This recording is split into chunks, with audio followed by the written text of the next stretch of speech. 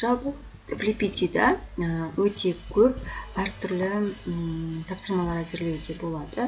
Бұл мына кезде флеш-карталар, квиз ойындары, мына жерде де өте көп местеде соңында бір жұмысты көрсетейін. Flipity снеговик деп аталады. Шаблонды аламыз. Создать копию дейміз. Мінекей, осы жерге, мысалы, мен істеген шоумен деген жерге бірінші мына кездегі тұрған өздерінің автоматты түрде қойылған жолақшыларына түсті бояулармен ерекшеленіп берілген жолақшыларды мүлдем өшіруге болмайды.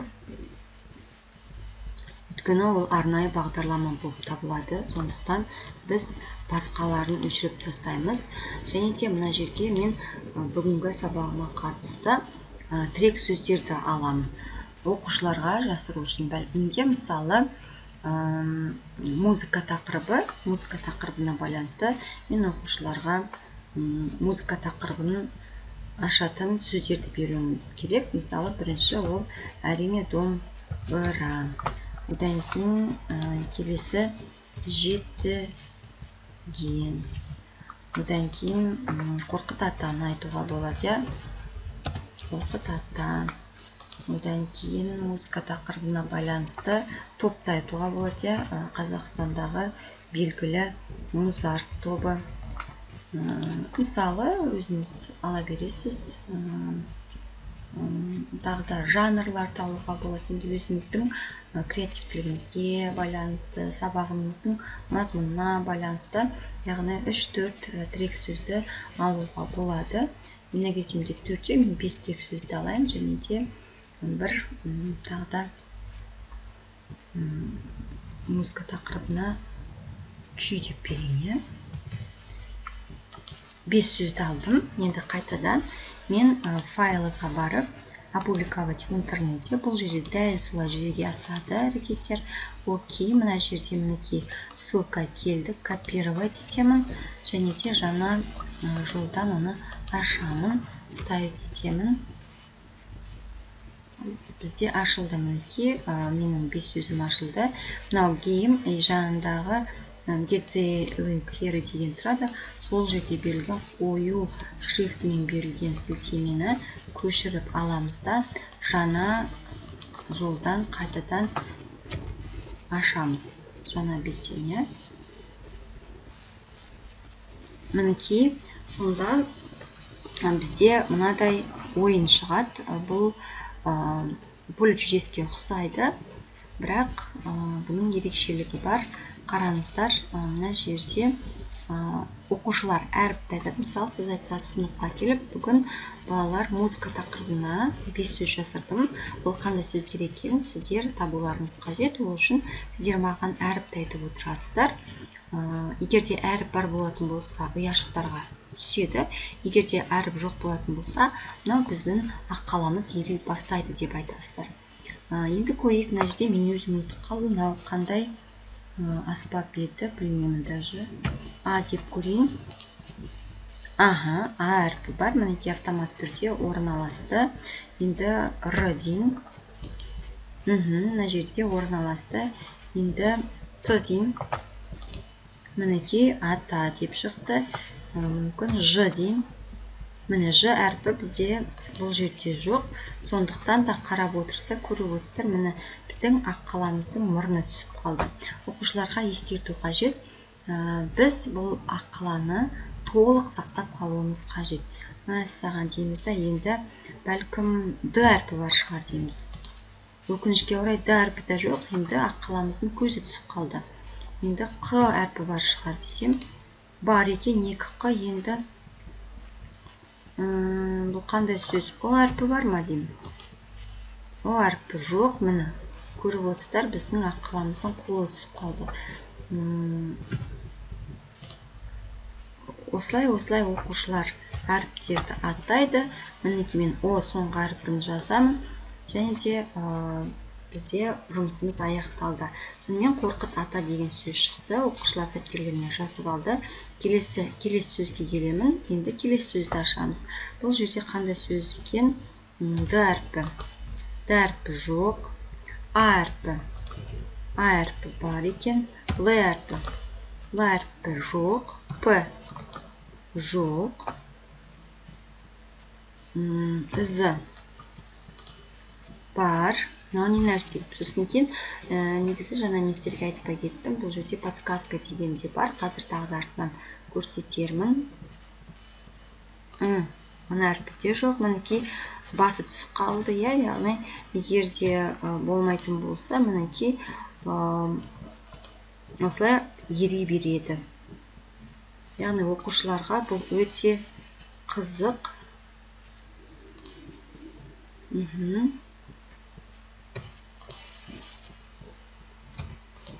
Өте қызық. Музарт тобының шықты. Яғни біз сіздермен осылай еріте ойнай отырып, оқушылармен бірге сабаққа қатысты кілт сөздерді анықтай аламыз. Мына жерде күй деген сөз шығар, оны оқушылар бірден тапты делік. Яғни мына жерде жоғарғы жағында ұпайларымыз, яғни егер де сөз толық анықталған болса, онда мына жердегі 3 ұпай шығады. Егер де таба алмаған болатын болса, мына кезде еріп кеткен аққаланың саны көрсетіледі. Осылай біз сабағымыздың кіріспесін ұйымдастыра аламыз. Тағы да бұл жерде де сілтемені көшіріп аласыз. Сілтемені көшіріп алып, өзіңіздің қысқа мерзімді жоспарыңызға немесе слайдқа апарып қойып қоясыз. Мысалы, мен өзге апарып қоямын. Музыка тақырыбына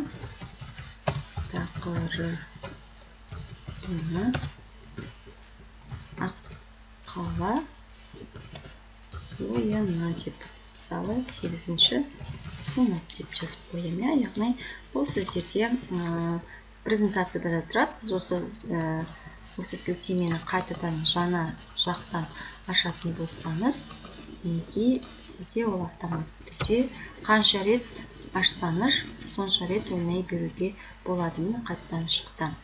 Енді мен жаңа көмек беруге болады деп айттым. Оны көрсетпей кеттім. Естерге сол көмекті көрсетіп кетейін деп едім. Қараңыздар, егер де жаңағы жерде оқушылар бізге көмек қажет дейтін болатын болса, мына демо берсе екен. Міне шаблон. Жаңа сіздер создать копиюға барамыз. Мына жерде көріп отырсыздар, бірінші бағанда бізде сөздер берілген, тірек сөздер. Екінші бағанда ол көмектер. Яғни сіздер осы арқылы, осы екінші бағанды толтыру арқылы сіздер көмекті енгізе аласыздар. Қараңыздар, қайтадан мен сіздерге жасап көрсетейін. Жаңа біз сіздермен Қорқыт ата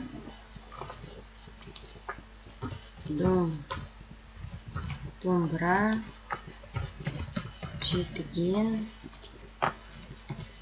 күй сосын музарт деген сөздерді енгізген болатынбыз. Енді осы жерде жетіген оқушыларға қиын болады деп есептедіңіз. Мысалы, сіз көмек ретінде жеткішекті аспа.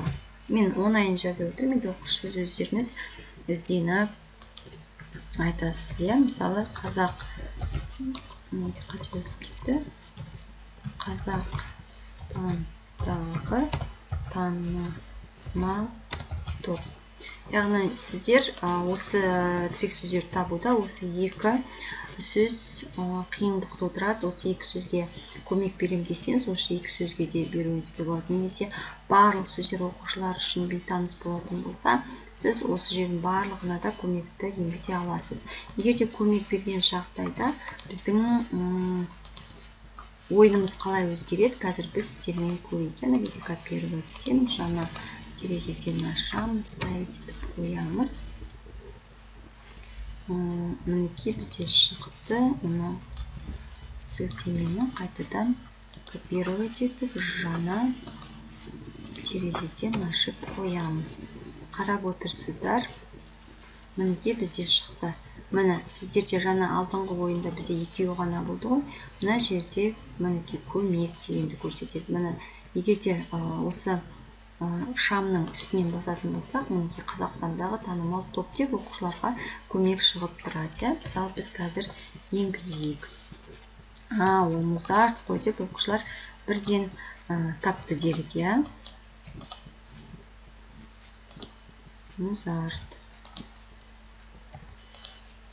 Келесі, мына сөзде де көмек бар екен. Бұл жерде бізде жетіген, қайттан үстінен басақ, жеті шекті аспап, мінекей жетіген.